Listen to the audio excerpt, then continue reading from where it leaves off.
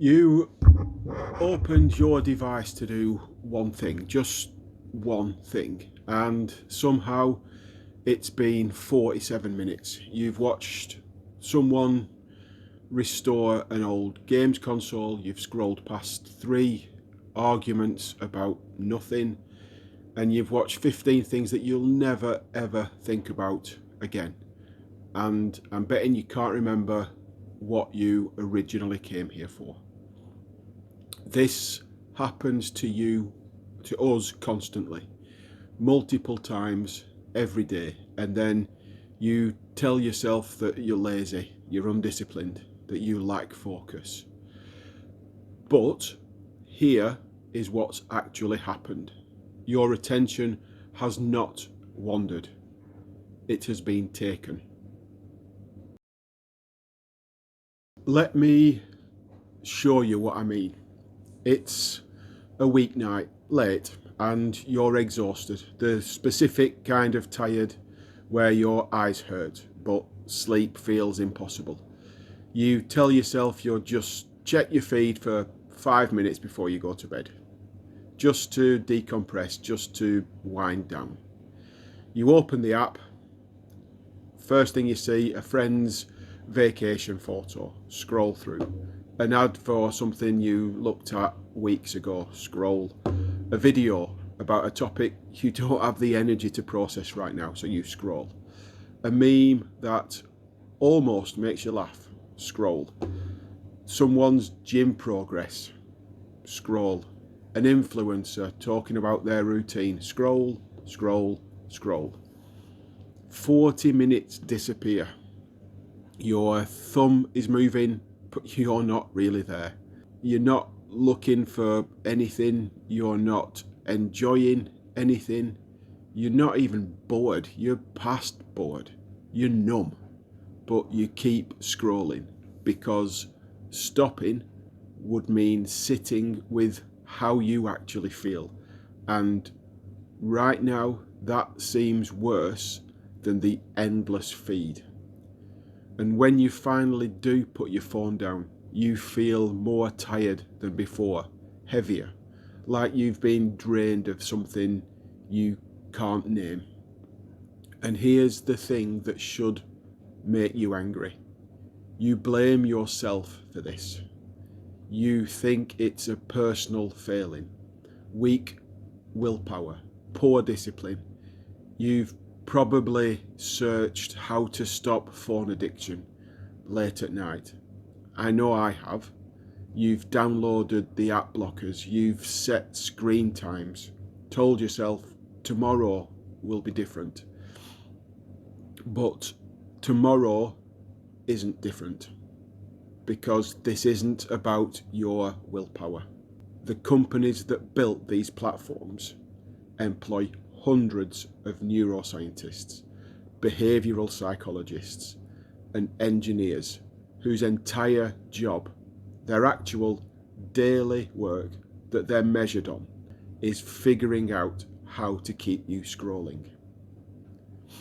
They test the exact shade of red for notification badges.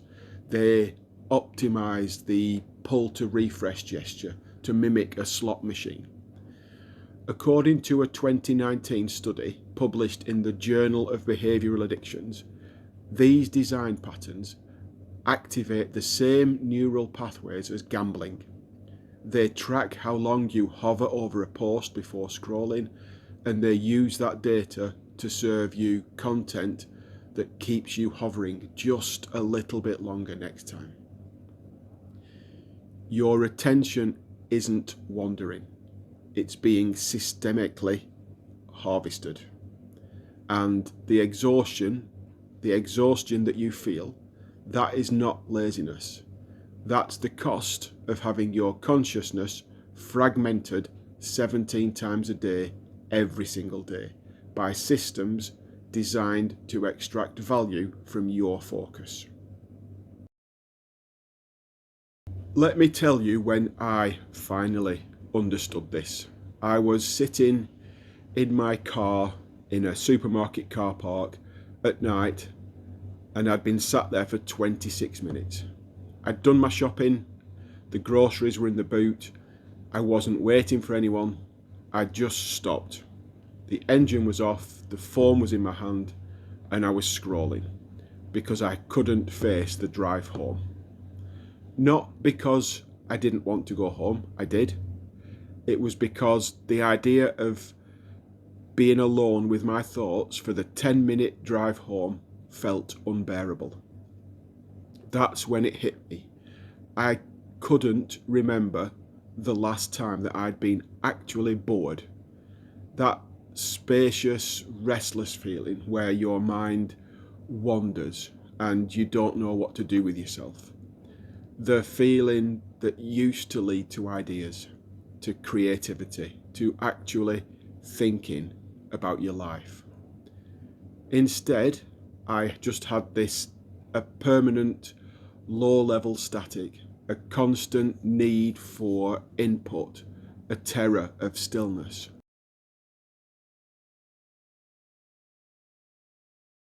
And when you tell them you feel like you're losing your mind, like you can't hold a thought for more than 90 seconds before reaching for your phone, they always say the same thing. Yeah, that's just modern life. We're all like that now.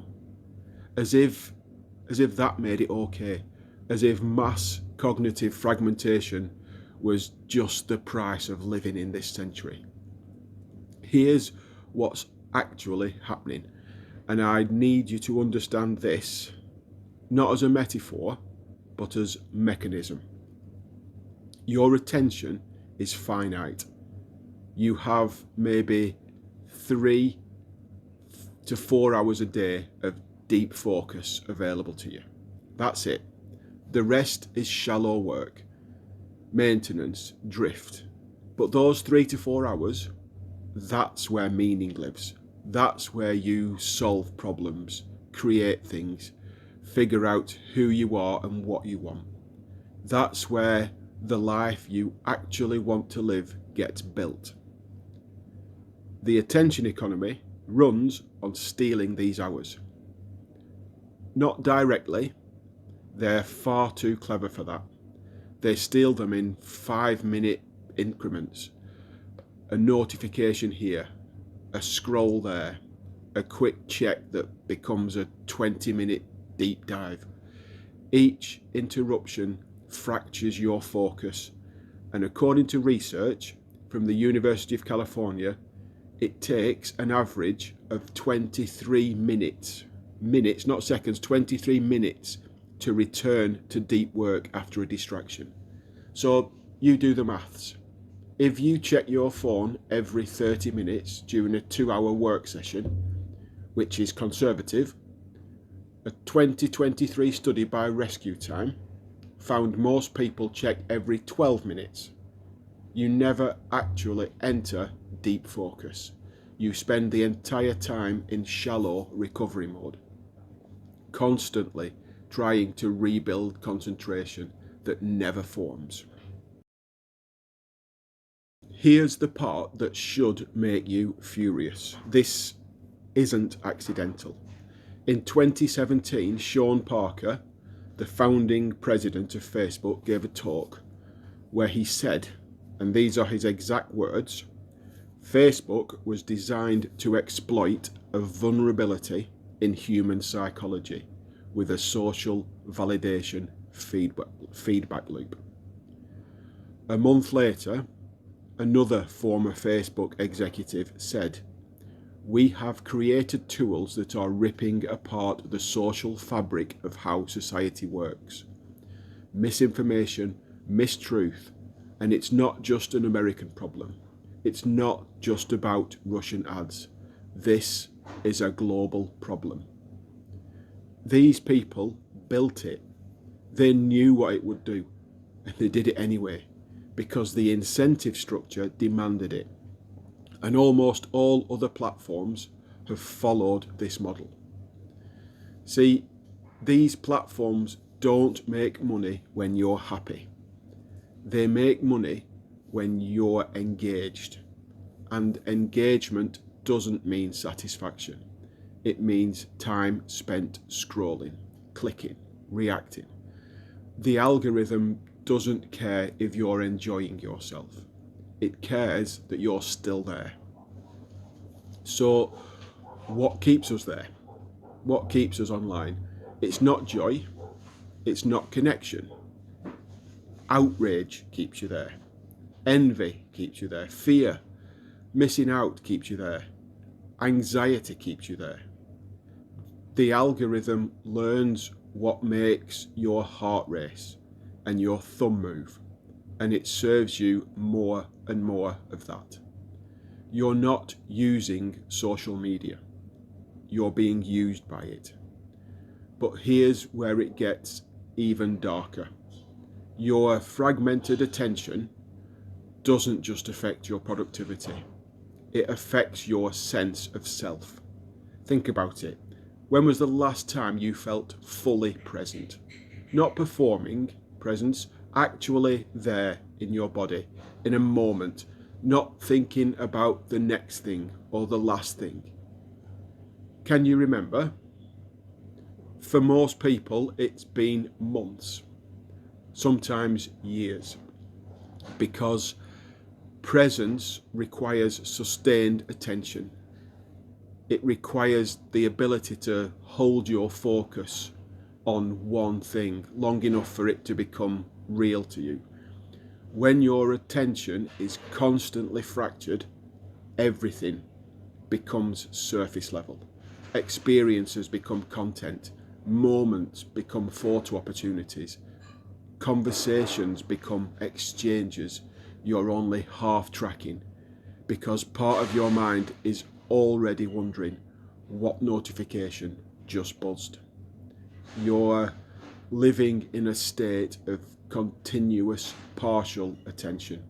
You're never fully anywhere. You're always monitoring, scanning, waiting for the next input. And your brain adapts to this. Neuroplasticity isn't just about learning new skills. It's about your brain reshaping itself based on what you do repeatedly. And what you do repeatedly, hundreds of times a day, is fragment your own attention. Check, scroll, switch, refresh. Check, scroll, switch, refresh. Your brain is learning that sustained focus is unnecessary, that boredom is a problem to be solved immediately, that stillness is uncomfortable and should be avoided. You're training yourself to be distractible. And I need you to sit with that for a second. Dr. Gloria Mark at UC Irvine found that our average attention span on any screen has dropped from 2.5 minutes in 2004 to just 47 seconds in 2021. A Microsoft study showed that since the year 2000, the average human attention span has fallen from 12 seconds to 8 seconds. We're not born this way, we're made this way.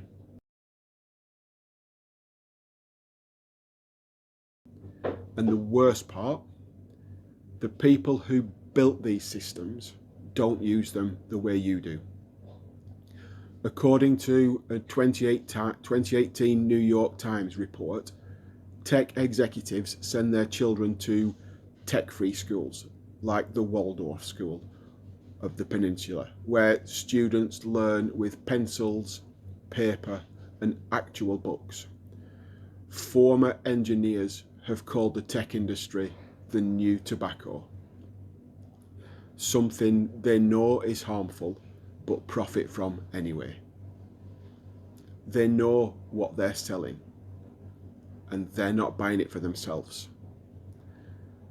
Their children get childhood. Our children get algorithms. They get presence. We get performance.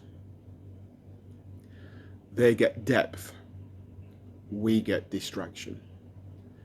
This isn't conspiracy theory. This is business model. Your attention is the product being sold, and the customers are advertisers. You were never meant to win this game because you're not the player. You're the prize. So, what do you do? Because here's the thing, you can't just delete everything and disappear. You need your devices. You need email. You probably need social media for work or staying in touch with people, friends. The world we live in requires these tools. But there's a big difference between using a tool and being used by one. And that difference comes down to one thing: intention. Right now, you're not intentional with your attention. You're reactive. Something buzzes, you check it. Something occurs to you, you search it. You feel uncomfortable, you scroll. You're in a constant state of response to external stimuli, and that's exactly what these systems are designed to exploit. So here is the shift. Stop treating your attention like it's renewable. It's not. You get maybe 16 waking hours a day, and 3 to 4 of those are capable of deep focus. Every time you unlock your phone without purpose, every time you open an app out of habit, every time you let a notification interrupt your train of thought, you're spending the most valuable resource you have, and you'll never get it back. Your attention is your life. Where it goes, you go. What it touches becomes your experience of reality. If your attention is constantly fragmented, your life is fragmented. If your attention is constantly pulled towards other people's curated performances, your life becomes a response to other people's curations. This week, and I mean, start today, not tomorrow, not next Monday, today, I would like you to do something specific. Before you open any app on your device, just ask yourself out loud, what am I hoping to feel? Actually say it out loud. If you're reaching for your feed because you're bored, say out loud, I'm hoping to feel entertained. If you're opening news because you're anxious, say, I'm hoping to feel informed. If you're checking email for the 7th time in an hour, say, I'm hoping to feel in control. And then ask, will this actually give me that? Because here's what I've found. 90% of the time, the answer is no.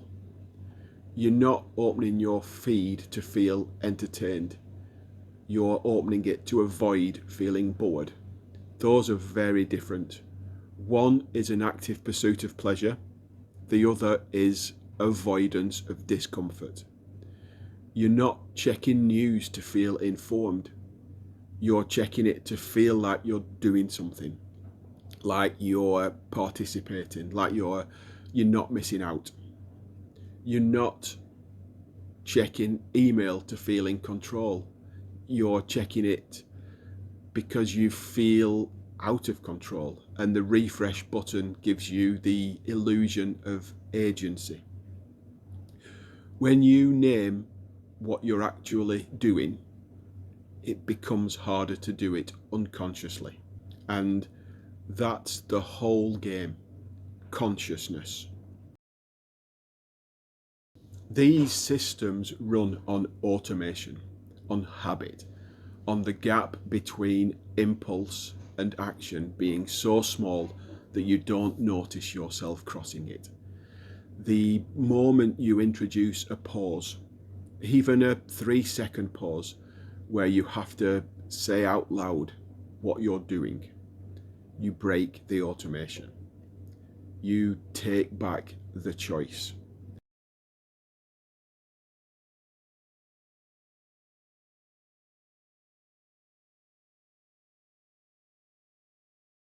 Now, I know some are thinking that's not enough. That's too small. The problem is systemic, and you're giving me a personal solution. And you're right. This is systemic. The attention economy requires structural solutions. It requires legislation like the EU's Digital Services Act, which mandates algorithmic transparency. Organisations like the Centre for Humane Technology are pushing for design ethics, standards. Support them, advocate for them, push for regulation that treats attention extraction like we treat data privacy. But here's what's also true. You have to live your life right now, today, in this world, and waiting for the system to change while your attention continues to be harvested every single day is not a strategy. It's surrender. So yes, advocate for systemic change, but also stop defending your own fragmentation. Stop saying everyone's like that now as if it makes it acceptable. Stop saying I need to stay informed when what you're actually doing is compulsively refreshing the same 3 apps to see if anything's changed in the last 4 minutes. Stop saying I'm just taking a break when you're not resting. You're switching from one form of stimulation to another. You know what an actual break looks like. It's silence, stillness, boredom, the uncomfortable space where you have to sit with yourself and feel what you're actually feeling. That's what they're stealing from you. Not your productivity, not your time, your interiority. The quiet space where you become yourself. That's what they're stealing. Your attention is yours. Take it back.